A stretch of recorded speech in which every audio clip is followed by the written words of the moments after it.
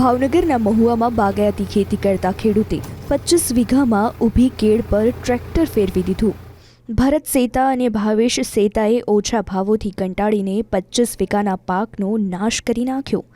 ગયા વર્ષે આ ખેડૂતોને કેળાના 500 થી 550 રૂપિયા પ્રતિ મણ મળ્યા હતા, પરંતુ આ વર્ષે કેળાના ભાવ 100 રૂપિયા થઈ જતા હવે ખેડૂતો લાચાર બન્યા છે।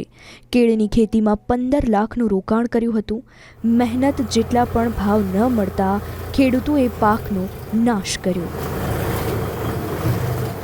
મારે 25 વીઘાની કેળ હતી, એની અંદર ખાસ નુકસાની ગઈ છે।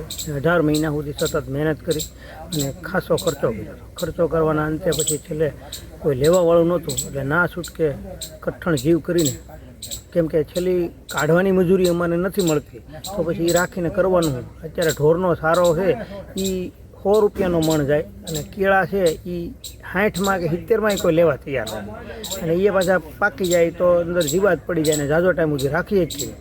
આ બધી પરિસ્થિતિને અનુરૂપ રહીને અમારે ના છૂટકે અમારે નુકસાની વારો આવ્યો, નુકસાની ભોગવવી પડી અને નુકસાની કરી। 18 મહિના સુધી આની અંદર સતત મહેનત કરી છે। ઓછાના મેં એક વીઘે અમારે 55,000 થી 60,000 રૂપિયાનો ખર્ચો લાગ્યો છે।